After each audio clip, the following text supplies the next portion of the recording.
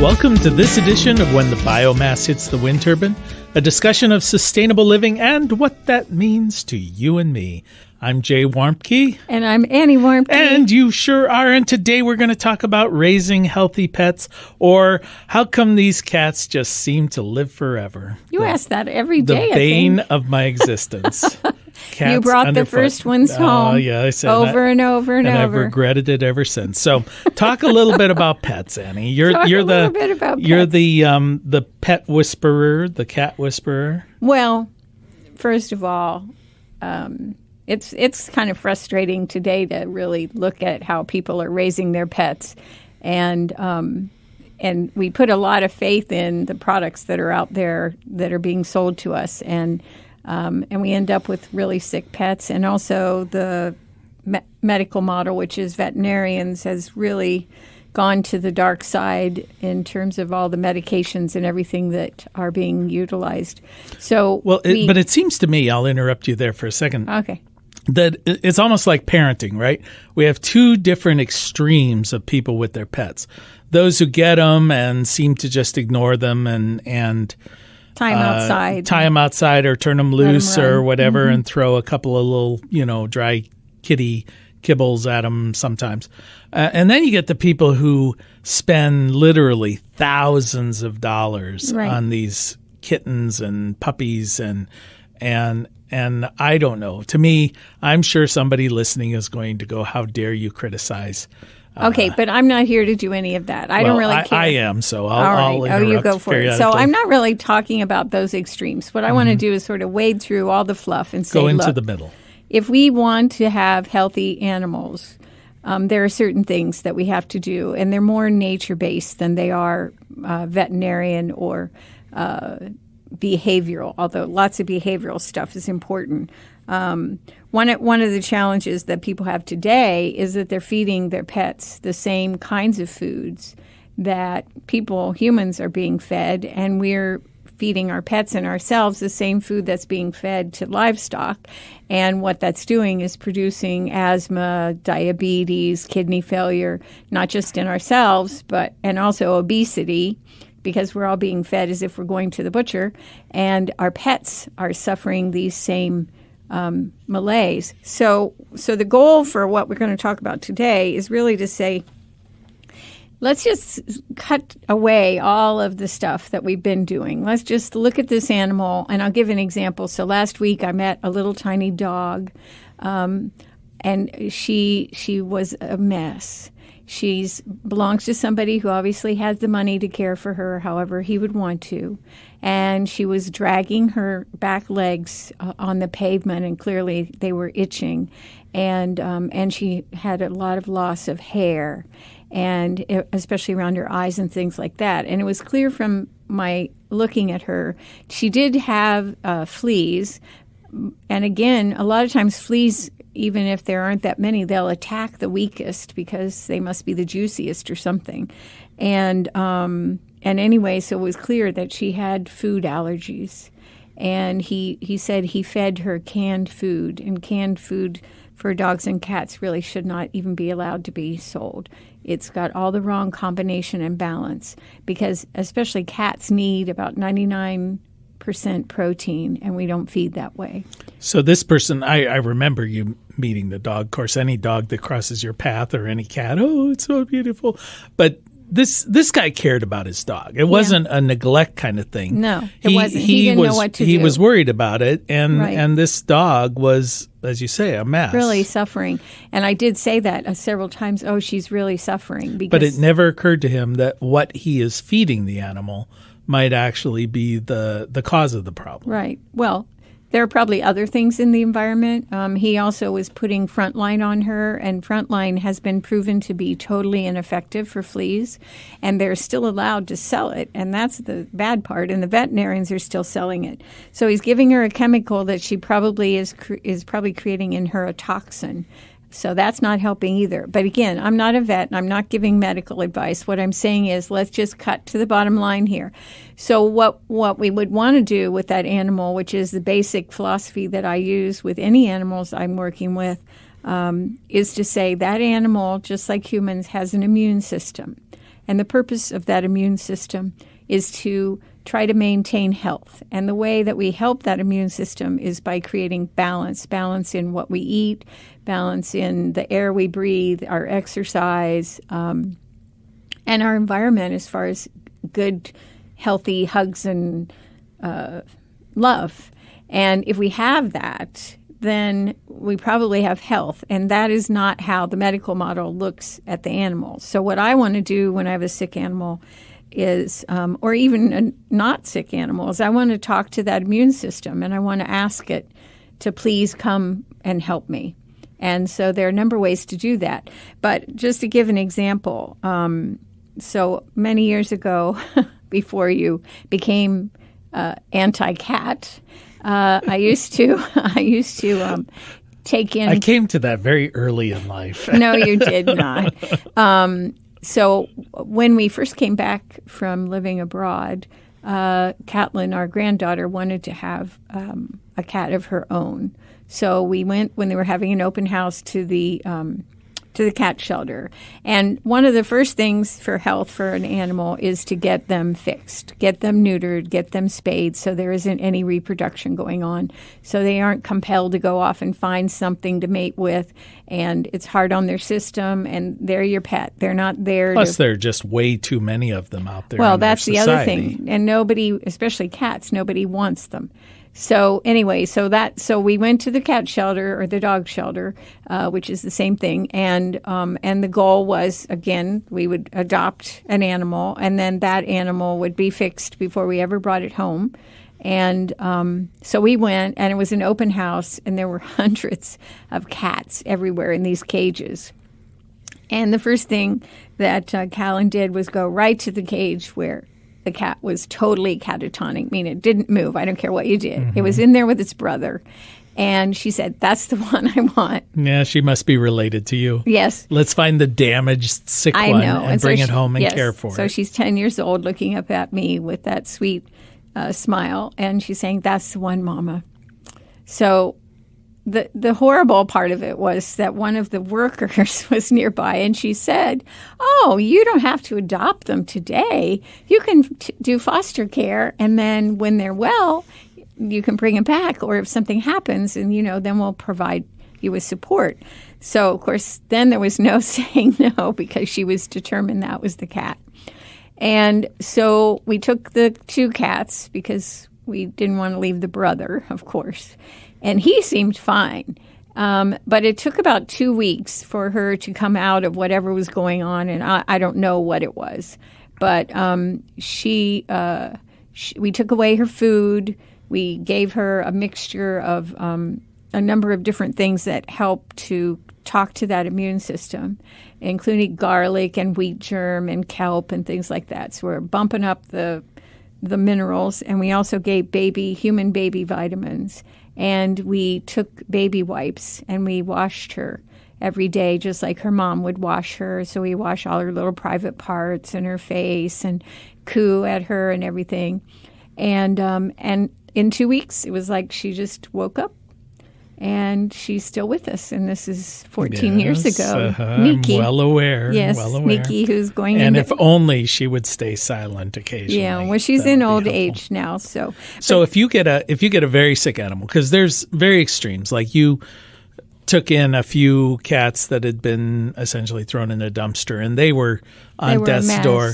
So this is the extreme example. So you have a pet that is literally hours away from being dead. Mm-hmm. So what would be the first thing you would do to deal with that animal? Well, so I'll give an example with the 4 kittens that we took in from the shelter to foster, because then we started fostering kittens. Yeah, but they never left, so that's not really fostering. Some of them left, but then they also came back. But the goal was to take the kittens, that the shelter, it's a no-kill shelter, and they had some they just couldn't get well, and they didn't know what to do. So then here comes Annie, and so we would take them in. And so we took in these 4 kittens, and their eyes were swollen shut and bulging out of their head. They had no hair. They smelled horrible. And in reality, we should have never brought them home. But instead, I am agreeing with you. Well, we didn't look. It was Christmas, and we just had them in the little bag that they put them in, and we didn't look. And when we got home, Catelyn started screaming, "Oh, my God, Mama, they're going to die." Anyway, so the first thing that we did and we would do is to put them in a healing space, a safe, snuggy retreat where they're warm. So we had a heating pad with a blanket over it, and then we also had one of those radiator heaters, and we just sleep right up against it. Well, one of the things that you've told me before with dogs and with cats is they tend to approach everything as whatever is happening now is forever. In the moment. Is forever. So if they're scared, it's forever. If they're uncomfortable, it's forever. In pain. Right. Yeah, so you have to give them a reassurance. Yeah. And so that's part of it. And when they get into that level of fight or flight where they're really scared, they shut down their immune system. So it's a double impact, and we don't want that to happen. So they're in the Snuggie space. That's where we put them. And we took away everything the vet was doing, which was the first thing that really helped me, because I immediately realized that the antibiotic that was being given to the kittens, which is put into their eyes, they were allergic.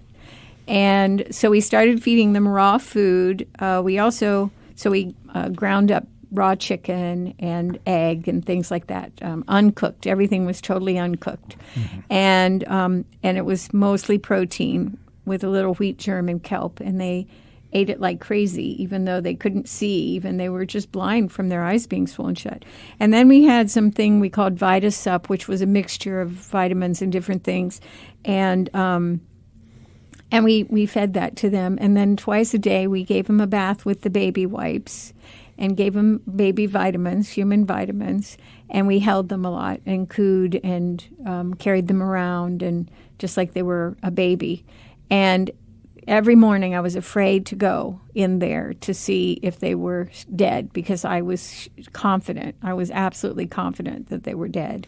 And when you talk about feeding them raw food, I know your philosophy in this is, what would they be eating naturally? That's right. In nature, they'd be eating a dead bird, maybe a mouse, or a rat, or a dog chipmunk. might be eating whatever they find. Mm-hmm. And there may be a little bit of grain in that, because the mouse or the rabbit may have eaten some grain. Right. So if you think of the size of the stomach of whatever that animal would normally eat, that would be the amount of grain that they would be consuming in the wild. So, but it's mostly raw protein. Well, yeah. I mean, you can't go to Burger King in the wild. So anyway, we over time they started to get better, and then I found a different vet, and I went to that vet, and they gave me a different medication for them, and so they got better. Well, but you're talking about feeding them raw food, but I've heard somewhere, I think, that some of these very nationally known brands, often the food value within them is almost nothing. Is there food that you should avoid, things you should avoid feeding these animals? Well, there's a lot of discrepancy. I mean, if you have the time and the energy and can feed raw food, that would be the ideal. But if you have a sick animal, you absolutely should be feeding raw food until they're well. And one of the things that you can do if the animal doesn't really want to eat the raw food is you can have the raw food in a little center like a donut, and then put the food they're normally used to near it. So each day they have to have more contact with the food that they didn't want to try, and over time they'll begin to eat that raw food. Okay. Well, you're listening to When the Biomass Hits the Wind Turbine with Jay and Annie Warmke, reminding you that it is the end of the world as we know it. And thank God. And thank God. So today we're talking about keeping your pets. And by pets, we're mostly focusing on cats and dogs. That seems to be what most people have as their little cuddly schnookums, their pets. But could be other animals. I mean, people have rabbits like and ferrets. And rabbits are wonderful. We had a rabbit in cougars in France. and things like that. Well, cougars. No, I don't even want to go there. But so I want to talk about some other remedies, but I was going to talk about the VitaSup because I think VitaSup is a really, really helpful remedy if you have an animal that's undernourished or is ill and struggling. And it really contains a lot of interesting things. So you're looking for healthy crude protein and crude fat and crude fiber, calcium and phosphorus. So we would have a yeast power like brewer's yeast or nutritional yeast. They're not the same thing, but they have a lot of healthy components. And kelp powder, which has a lot of minerals, really powerful minerals. Well, when you talk about VitaSup, is this something you're putting together, or is something this a I product? made. No, it was something I researched. Annie's VitaSup. Yeah, but I don't sell it, so don't ask me for but it. So if you're making notes at home, these are the ingredients. Yeah. Right. And so it has wheat bran, lecithin granules, bone meal, vitamin C, and garlic powder. And it really has a powerful impact. And the animal loves it, though. They love garlic. They love kelp. Well, how do you feed it to them? You put it on their food? Just put it on the food. Like a dusting? Yeah. You could, if they were really sick, you could make a broth with it, like a tea, and then put it in a needleless syringe and put it in the pocket that's in the side of their mouth so they would have to swallow So now if you've mixed up this little powdery mixture, let's say you have a smallish, medium-sized dog, how much would you be feeding a very sick animal, in their food? Well, it would tablespoon, depend. a cup? Probably not quite that much, maybe 2 teaspoons or so. All right, so when you feed them, just sprinkle that on. Right. I don't think you could hurt them by giving more. I don't think there's anything in there that can. I know there's nothing in there that can hurt them. And if they're relatively healthy, let's say they recover, there's no reason you couldn't just continue if they like it to give them some like a vitamin supplement. You could, Okay. just to be sure, and especially if you're going to continue to feed canned food. Canned food is full of I don't know what you would call it, entrails. So like kidney and heart and things offal. And if you think about the what an animal would eat in the wild, they really wouldn't eat that much of that, and sometimes they don't eat all of it. I know our cats leave it right on our front doorstep, which is awfully nice of they're them. They're there to show off. So okay, well, sticking with the VitaSup thing, because I know if I'm listening to this, I'm thinking, okay, I want to put this together. You've got a little booklet that if somebody's interested in that, they can contact through the BlueRockStation.com website.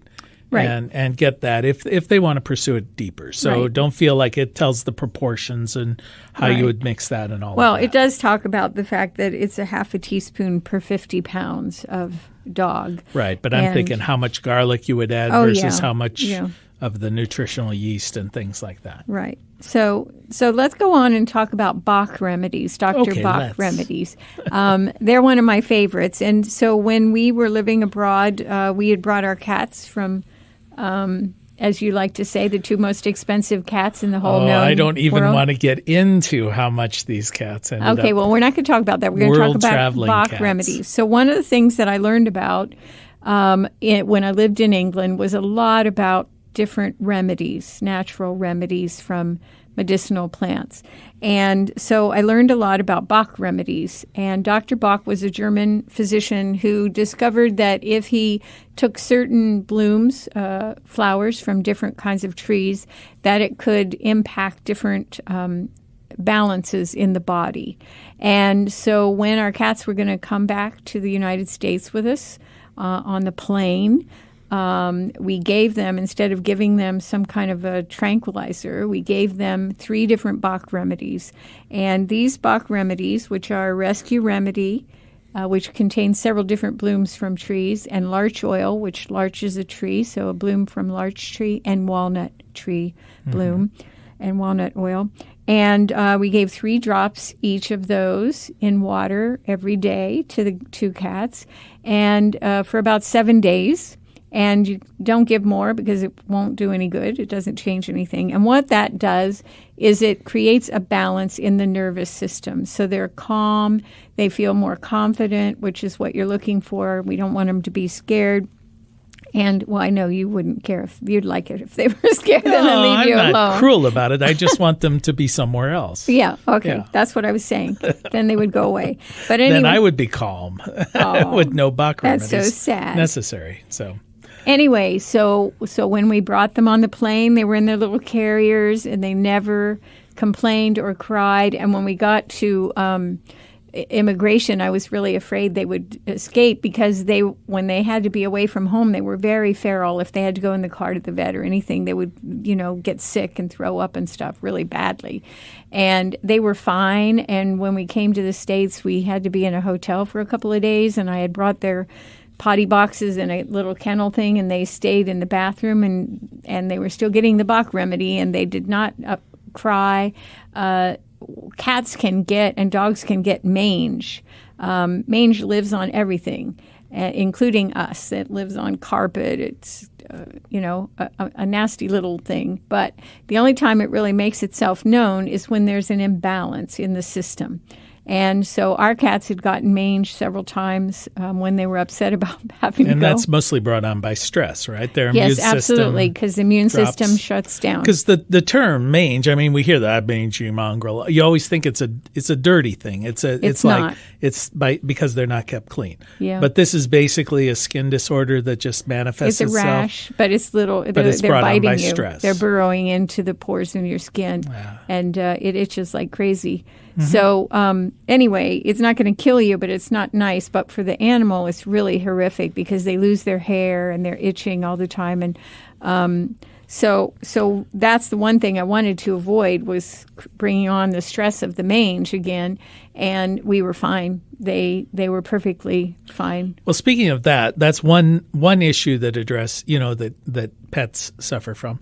What are some of the other common things? Well, let me just say the cure around mange. So the difference between naturally dealing with mange and dealing with the veterinary model. Oh, that's right. You had a trauma with the I did have the vet. That's who gave me a bad time.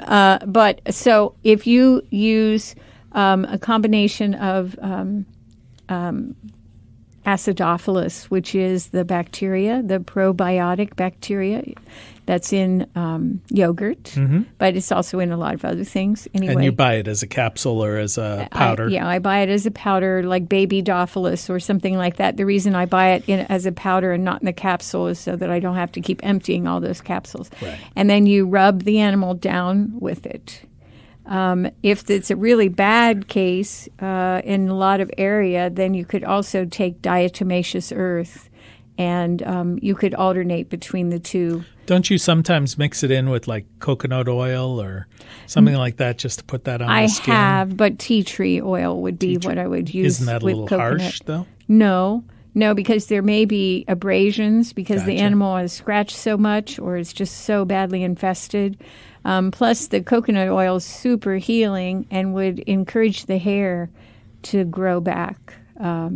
So there are a lot of wonderful natural remedies for these things. But just let me say that if you go to the vet is going to give you an antibiotic, and I'm not sure exactly what else. It's been a while since I had to deal with vets and this kind of stuff. That's the cure-all for almost everything, okay, right? But here's antibiotic. Here's the thing. Stub my toe, here's an antibiotic. Mange can go on and on and on, and the vet will say it might take a month or 2 months, and the Acidophilus in and of itself will take the mange out in about 3 or 4 days. Right. So what didn't you experience where one vet was using lye or say it was some sulfur and so it's deadly. Sulfur. Yeah, it basically killed most of the animals. Yeah. Well, part of the problem is that when an animal gets mange, their immune system's already compromised, so it's not stepping up to the plate, and that's why the mange takes over. It's there all the time, but it's held in check. And so the real problem then becomes that you put sulfa on, especially a puppy or that would burn, wouldn't it? I don't know what it does, but I know that the people at the animal shelter told me that many, many puppies had died there when they were told to dip them in a sulfa bath. Okay, well, we only got a few more minutes here, but what are some of the other common ailments that you might run into and cure-alls? Well, let's just talk about old age since we only have a couple of minutes. What? Can't hear you. One of the real challenges is that we don't want our pets to die, and they don't live as long as we do, and that's fortunate for most pets because they don't have a good life. But for those of us who provide a good life and really, really, really love our pets, we really don't want them to die. And I've seen some where people, they desperately love their animal. And, it's almost pathetic to watch. I mean, this poor animal just wants to die. And these people or they're overfeeding or whatever. Will not let them. Yeah. Well, that's that. But we do that to humans, too. Yeah. So I think it's good to have thought through a bit of a plan of what you'll do, because you're probably going to do whatever it takes to keep them going. But sometimes it's best to help them to move on. And that's not an easy decision. I was thinking the other day that some of the worst sadness of my life has come from animals that I've loved immensely, and they've died tragically, or they just died of old age. It didn't seem to matter. It was all very, very tough. And because they're your friends, and that's hard to let go of. But I think that we have to really think through, what do we want that's best for this animal, and be a moral code about that, and say, look, if the animal is not going to have a healthy life, or an animal, like we had a dog that was getting elderly, and we adored that dog. We had rescued her from the animal shelter when she was young, and she was getting very aggressive about food, not with us, but with the other dog. And we had a baby, and she was crawling. Was getting a little senile. Yeah, that's what I mean. She was getting dementia, and she was eating, and she thought the other dog had come towards the food, but it was the baby, and the baby crawling. She picked her up by the face and shook her, and then immediately was ashamed and came crawling to me. Well, at that moment, it was clear she has to go to the vet and be put down. That was devastating, absolutely devastating. And I knew we had to do it because we couldn't trust her, and she was ashamed of herself. And then what made it worse was we did take her, and you were in Australia. I called up, you go, do you know how much this is costing? I was like, I don't care, I got to talk. But then the next day I took her to be put down, and we came home, and the cat that we had that was also rescued, that loved her so, had died in the hallway. There was a lot of weeping and wailing that day. Mm-hmm. But again, you got to make tough decisions. It's important to have that plan and know what you need to do.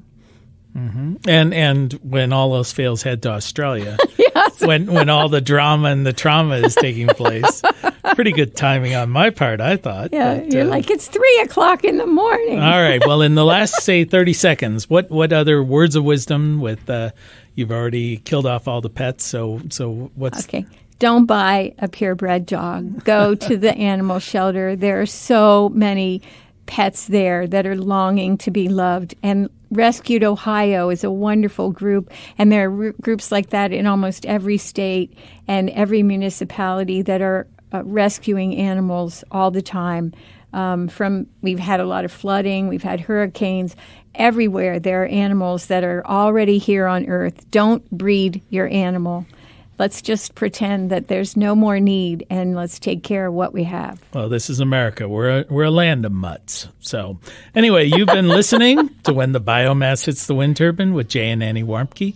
We want to thank our Emmy award-winning producer, Adam Rich, and thank you for spending just a little bit of time with us. And as your grandmother hopefully told you and your pets, the secret to a happy and sustainable life is... Get those pets neutered. Play nice with others, clean up your own mess. And Jay, are you eating vegetables this week? With Vitasun. Oh. Till next time. Bye-bye. Mother Earth will sing and her children will be healed. 'Cause I see the morning glory blossom in the night. Know the stars are dancing in twilight. Soon we'll be together, all will be revealed. Mother Earth will sing. Children will be